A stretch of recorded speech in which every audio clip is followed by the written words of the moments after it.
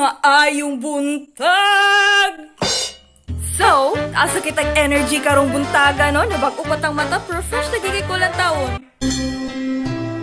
It really hurts. Para karong breakfast, ang ato ang lutoon kay vegan oatmeal pancake. Ako din yung chef para karong buntag, ako si Jaya. So tala, ubanin ako ninyo sa kusina.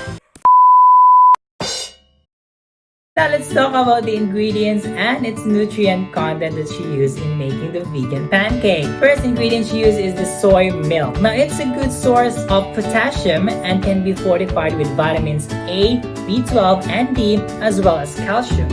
Scientists claim that soy lowers the risk of heart diseases. Now another ingredient she used is the canola oil. Canola also has very low saturated fats. It contains linoleic omega-6 and adenolanic acid omega-3, essential fatty acids at 2:1 ratio. These essential fatty acids can help lower blood pressure, reduce triglycerides, slow the development of plaque in the arteries, reduce the chance of abnormal heart rhythm, reduce the likelihood of heart attack and stroke, and lessen the chance of sudden cardiac death in people with heart diseases. Third ingredient that she used is the all-purpose flour, which is a cholesterol-free, sugar-free, sodium-free, good source of fiber, and a low-fat flour. Fourth ingredient that she used is the baking powder. A tablespoon of a baking powder has 5 calories, 290 milligrams of sodium, and a total of 1 gram carbohydrates. Baking soda can help treat heartburn by neutralizing stomach acid. Fifth ingredient that she used is the brown sugar. Because of its molasses content, brown sugar does contain certain minerals, most notably calcium, potassium, iron, and magnesium that white sugar does not contain. The sixth ingredient that she used is sea salt. Now, sea salt helps regulate fluid balance and blood pressure in the body. Since it's minimally processed, it contains some minerals including potassium, iron, and calcium. The seventh ingredient that she used are the bananas. Bananas are extremely healthy and delicious, isn't it? Now they contain several essential nutrients and provide benefits for digestion, heart health, and weight loss. So kung nag-diet ya, kauna mo ugagang sabi. Now bananas contain a fair amount of fiber, as well as several antioxidants. Last is the walnuts. Now walnuts contain about 65% fat by weight. However, even though walnuts are rich in fat and calories, studies indicate that they don't increase obesity risk when replacing other foods in your diet. That's it for the ingredients and its nutrition contents. Bye! So atong i-on ang stove, ipatong ang kalaha ug iyabu ang soy milk. Sunod na to iyabu kay ang oatmeal. Ug aton isilang kutawon hantod sa mubukal ug maluto ang oatmeal.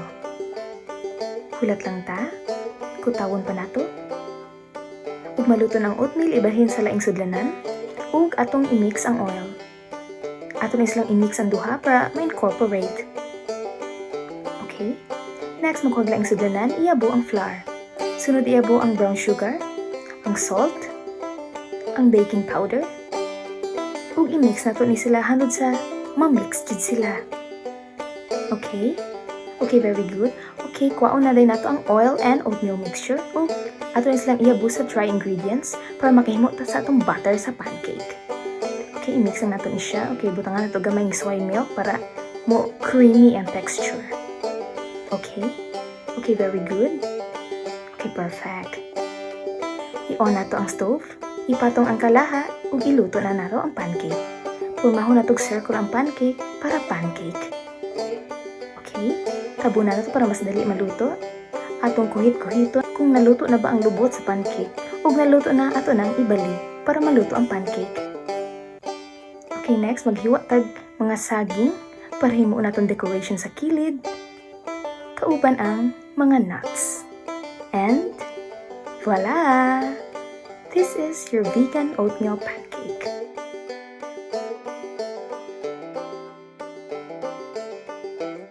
Lami gid kayo iyang gihimo no. Murag ako lami. Ay! Hi everyone! So, that was the vegan pancake of Chef Jaya. It was incredibly nutritious and delicious. So that vegan pancake is makabusog to siya, so that may help you lose weight. And then it is also very good for the heart. It also regulates fluid balance and can improve blood sugar control. Aside from that, it can also aid digestion. So guys, if health conscious jud mo pero ganahan siya pag maglami nga makaon, then that is a very good and perfect dish for you. So, mawata siya guys. Thank you. Bye! Good morning everyone. This is the report of Group 1. Hi guys, ako din na-assign for lunch kay kabalo man ko muluto og otan. Ang atong recipe karon is ginataan nga utan. So karon nagkuha ko og tanglad. Montage sa tanglad in 3, 2, 1.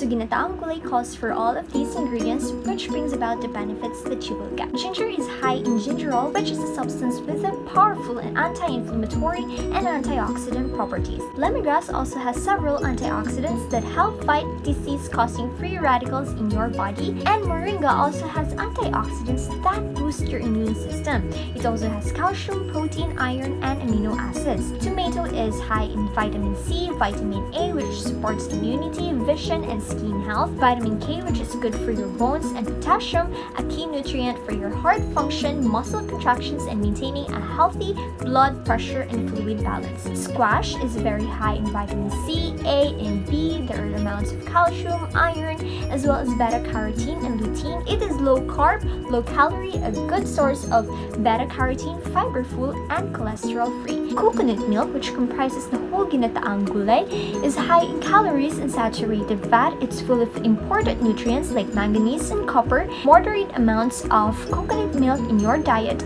may boost your heart health and provide other benefits as well. You now know the benefits that you will be getting when all the ingredients are incorporated in your dish. This is definitely a must-have in your menu list.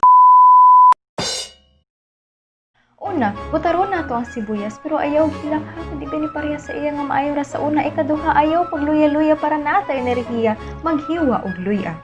Ikatulo, isunod na nato ang paghiwa sa tomato. Ikaupat, islice na nato ang tanglad og ayaw kalimot sa paghikot ni ini para dili kini magbulag. Okay, padayon lang ito sa paghikot sis. Hikot lang gid nato. Ikalima, mata, maghiwa na ta og kalabasa. Ikaunom, ayaw kalimti, ang paghiwa sa sitaw kay dili pareha sa iyang himuon pagtiaw-tiaw. Ikapito, hagpata na ng kamunggay para di ka magmahay. Ikaunom, ayaw pagtangha, andaman na naim coconut milk diha. Coconut milk, mauna na. Ipaandar na nato ang atong kalayo. Ilunod na nato ang sibuyas, kamatis, luya ug tanglad, isunod ang sitaw ug kalabasa. Ihuwad na nato ang atong coconut milk. Butngan nato og asin. Ihuwad na pud nato atong coconut milk. O ilunod na nato ang kamunggay. Wala, nahuman na gid ta.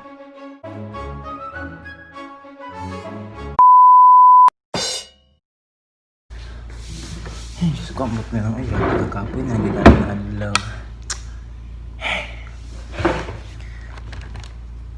Uy! Uy, hello! Ganyan mo diha, no? Tawi, actually, sakto rapod kaayo kay natay dapat hisgutan, nga angay rapod hisgutan. So, the first ingredient on the list is onion, which is for immune function. Hindi rin ibitaw manok, guys. Sakyanan. Sakyanan. So it's actually helpful and beneficial for us if we incorporate onion in our diet. Kung maong, panawag na mo sa Shakey's kung pag-order mo isa ka bucket ng onion rings. Kaya lang, ay lang bitaw ng mga fast food kay we all know nga di gina-healthy nga option. Sunod na to hisgutan kay ang tomato. So share ko lang no sa unang bata pa ko kay maulagi na basta pula tapos medyo round. Kay apple na dito para sa ako. Kaya pala ko ba distinguish. So mo to sa kagutom na ako, ambi na kog apple pagpaak pak pak. Tomato. Wala lang, share ko lang. Grabe good siya ka-beneficial sa atuang health. Labi na if i-incorporate din nato siya sa atong diet. Sa mga dadshi o mga mamshi ang inyong mga anak, pakaunon dyan ninyo aning squash.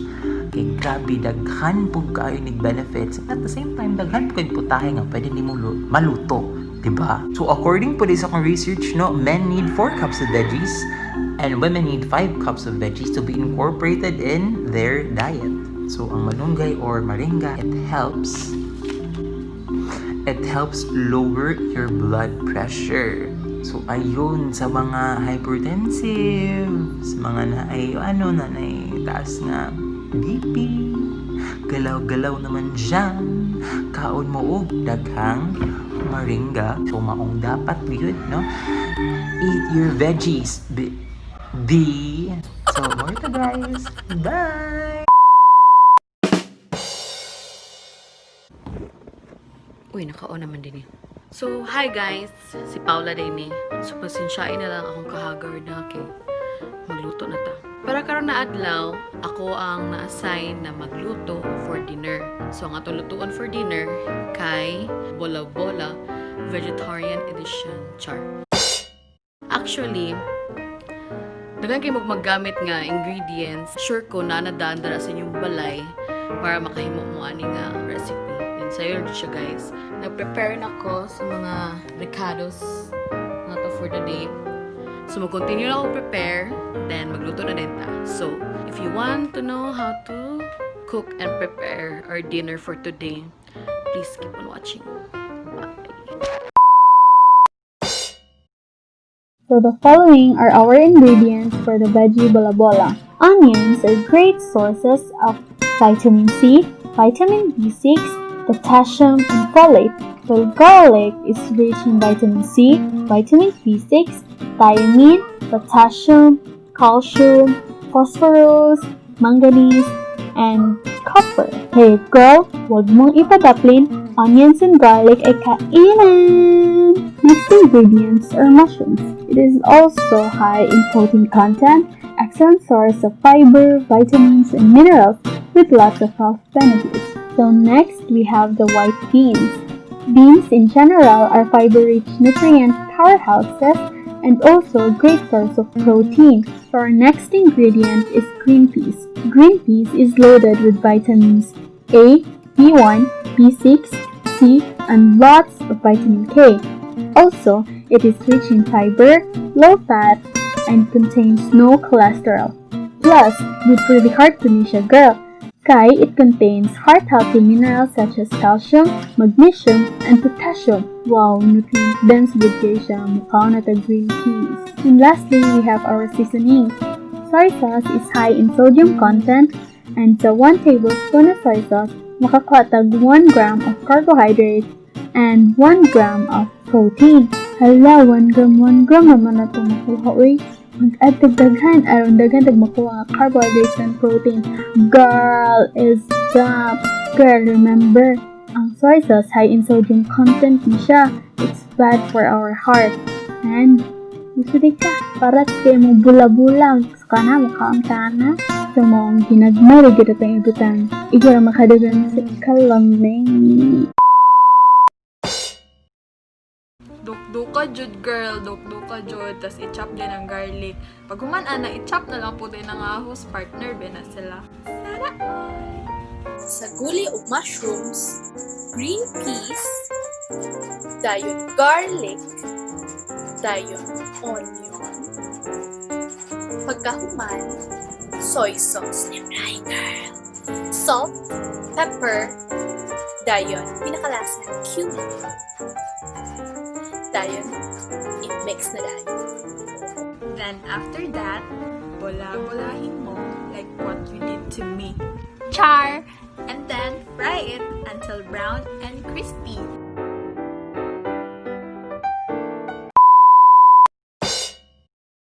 So, to wrap things up, we all know crucial jud makakitag food nga nutritious and at the same time lami. Diri sa atong veggie bola-bola, makakuha na tag good amount of protein. We can also get a significant amount of fiber nga together with the protein, makahelp og paslow sa digestion and increases the feelings of fullness between meals. So, sa mga gabalik-alindog program nila and trying to resort to alternative protein sources, aside from meat, this dish is a must-try. We are now on the go to achieve the benefits from acquiring good amounts of nutrients such as vitamin C as immunity booster, potassium for healthy regulation of sodium concentration na maka-affect sa atong blood pressure, calcium for stronger bones, and other trace minerals that help make shape in the healthier you. Just remember not to be fully overwhelmed ug mag-watch gyapon sa kadaghanon sa imong gikaon maskin nutritious. Kay remember, too much of a good thing is a bad thing. In healthy and in moderation, everyone. Mga mamshi, Huwag mga daddy mga daddy. og sa dihang nahuman na kayud ta. Ako si Alex B and this is NutriB og nagbilin sa inyo ha. Kauntag paukuan para di maluyahan. Ayan, ganyan, dili kalimtan. Living a healthy life doesn't have to be boring. For more nutritious and delicious recipes, follow our social media accounts. See you in our next upcoming vlogs. Bye! Bye!